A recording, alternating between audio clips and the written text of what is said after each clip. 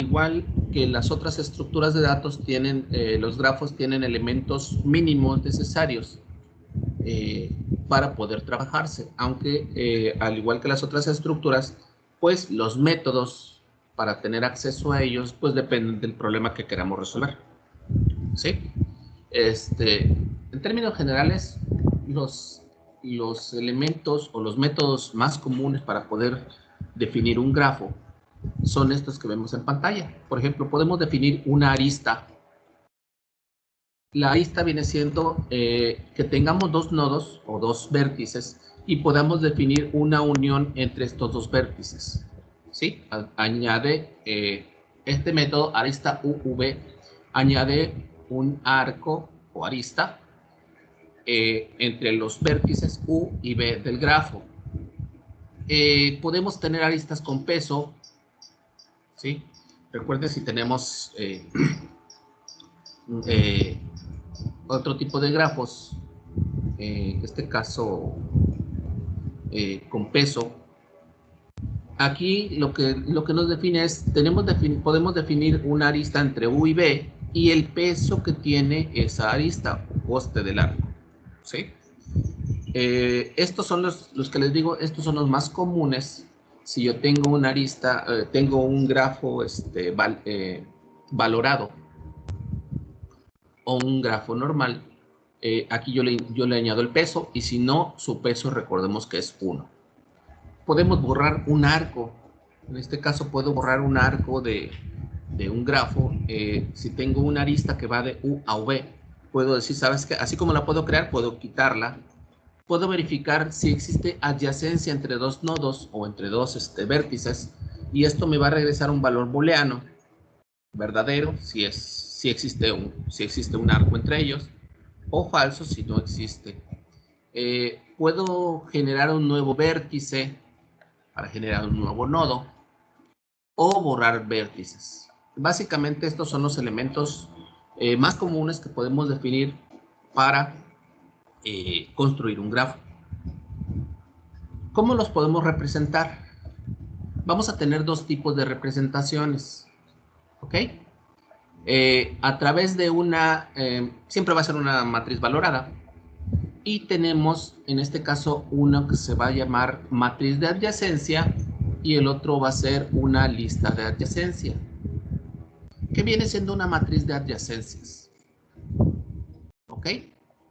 Si tenemos un grafo, vamos a definir que existe una matriz de los nodos, y la adyacencia la vamos a definir con un 1 si existe un arco y un 0 si no existe un arco entre estos dos vértices.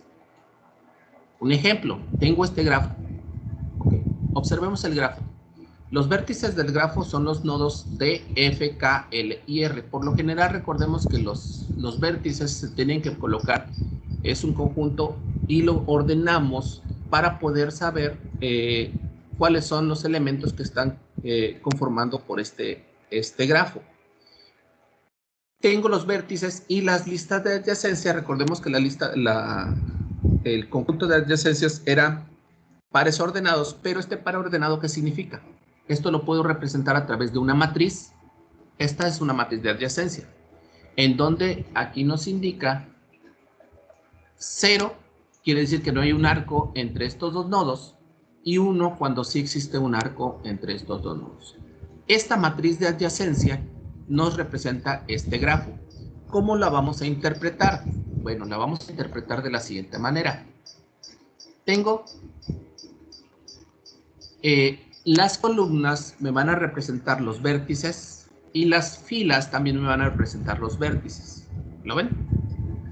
El 0 significa que no existe una unión o no existe un arco entre el nodo K y el nodo D. El 1 significa que sí existe un arco entre el nodo D y el nodo F. Esto lo podemos observar. Observen aquí. ¿Sí? Entre el nodo D y el nodo F existe un arco. ¿Lo ven?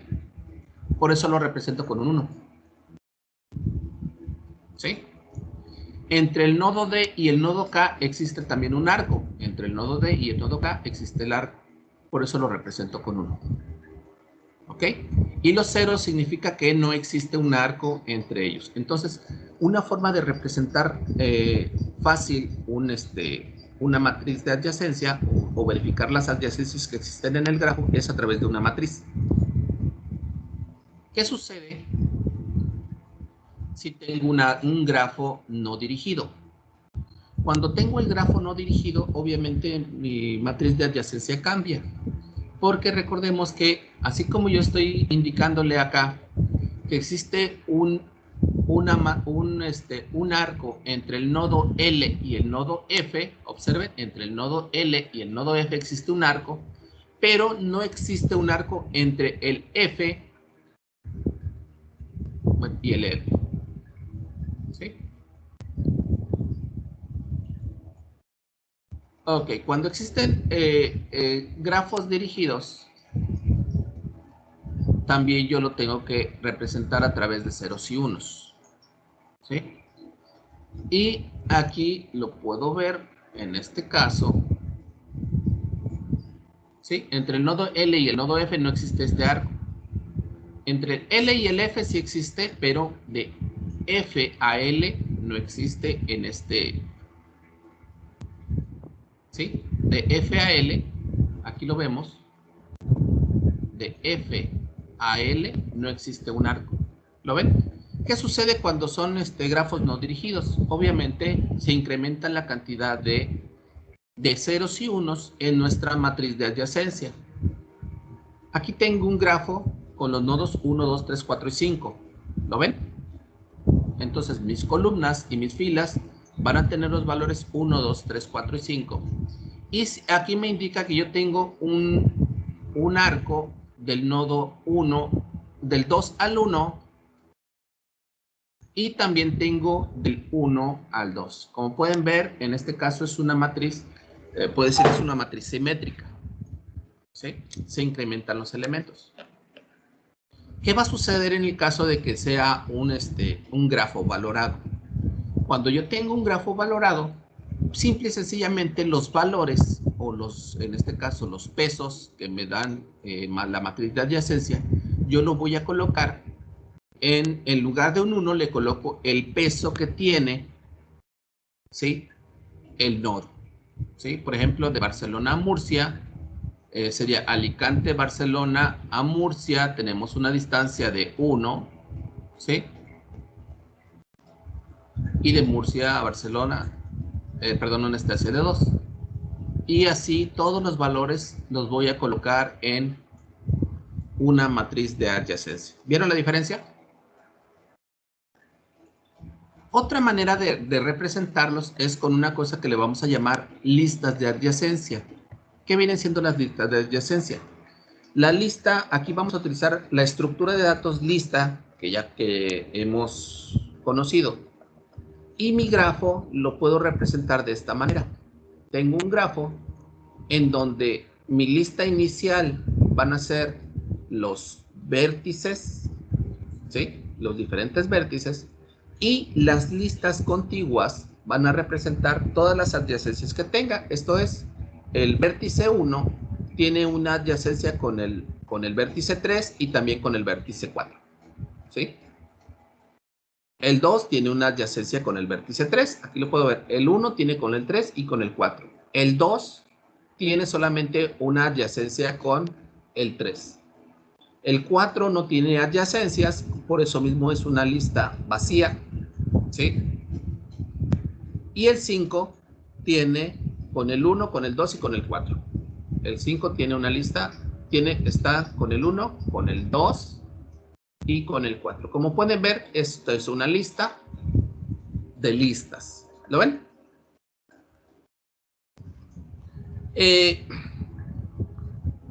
En algún momento, con algunos de sus compañeros en un semestre anterior, hicimos un proyecto en donde lo que nosotros intentábamos hacer es, ¿logran ver el mapa? Este mapa representa todas las zonas turísticas del estado de Tabasco. ¿Sí?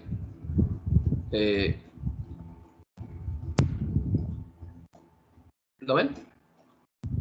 Y también nos marca las Sí, profe. carreteras. Sí, profe. Y nos marca las carreteras, ¿sí? Que existen. ¿Qué es lo que hicimos? ¿Qué es lo que queríamos hacer?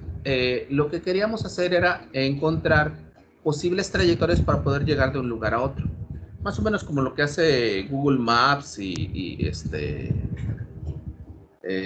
Waze y ese tipo de herramientas. Ok, ¿qué es lo que tuvimos que hacer? Pues lo que tuvimos que hacer es una matriz de adyacencias. Esta es la matriz de adyacencias que hicimos aquí, que ven aquí, ¿sí? Tiene 104, bueno, tiene en realidad 103 elementos y 103 elementos de este lado. Eso lo podemos ver acá. Y las adyacencias se las manejamos en cuanto al número de kilómetros que tiene de un lugar a otro. Por ejemplo, de Frontera a San Pedro existen 24 kilómetros. Esto lo vimos. A ver, vamos a ver si encontramos ahorita Frontera. Frontera. Ah, no, Frontera está de este lado, ¿verdad? Frontera a San Pedro. Aquí está San Pedro. Había una carretera directa de Frontera a San Pedro. Acá está. De Frontera a San Pedro. ¿La pueden ver? Aquí está Frontera a San Pedro. Hay una distancia de 24 kilómetros. Y así sucesivamente. De tal manera que si no existía una carretera, por ejemplo, de Frontera a Playa Pico de Oro, porque no existe una frontera directa, le colocábamos un -1. ¿Y qué queríamos hacer? Poder encontrar trayectorias de cualquier lugar a otro. Por ejemplo, yo quería ir de Jonuta a de Tulipán. Como no hay una carretera directa, me tenía que indicar toda la trayectoria, ¿sí? ¿Qué lugares son los que tenía que ir, qué lugares tenía que ir colocando, que tenía que ir visitando y encontrar la distancia más corta para poder llegar de Jonuta a Tulipán? Me van a decir, bueno, pues eso lo hago directamente con Google Maps. Pues sí, pero la cosa es, la cosa era que nosotros lo queríamos intentar utilizando un método que se llama algoritmos genéticos, ¿sí? Y básicamente las estructuras que manejamos fueron estas, ¿sí? De tal manera que teníamos nuestro grafo, donde viene el nombre de la ciudad y su conexión. ¿Y qué viene siendo esta conexión? Pues la conexión nos indicaba un destino, ¿sí? Su distancia y una siguiente conexión. Como pueden ver, aquí lo que estábamos haciendo precisamente era este tipo de estructura, ¿sí? Una estructura similar a esto, pero para nuestro grafo. Nuestra lista, obviamente teníamos el nodo, el primero y el último para poder utilizar nuestras estructuras de listas clásicas, pero los nodos de la lista que incluían, obviamente eran el nombre de la ciudad, nuestro grafo, para poder tener nuestra lista y automáticamente ubicaba el grafo y su siguiente elemento en la lista. De tal manera que nosotros teníamos esa lista y automáticamente podíamos localizar el grafo y podíamos encontrar esas trayectorias. ¿Ok? Básicamente estos eran los métodos que estuvimos utilizando. Perdón, las clases que estuvimos utilizando para poder realizar esa estructura. ¿Cómo la ven? ¿Compleja? Esta estructura es la que yo les comentaba que les puede servir una lista de listas para su proyecto final. ¿Ok? En donde tienen la palabra, tienen cada uno de los elementos, pero ustedes aquí internamente pueden irle colocando las posiciones de donde se encuentra la letra que están buscando. Esto es una manera de poder interpretar su proyecto, el trabajo que les encargué, que es el de la sopa de letras. ¿Ok? Bueno,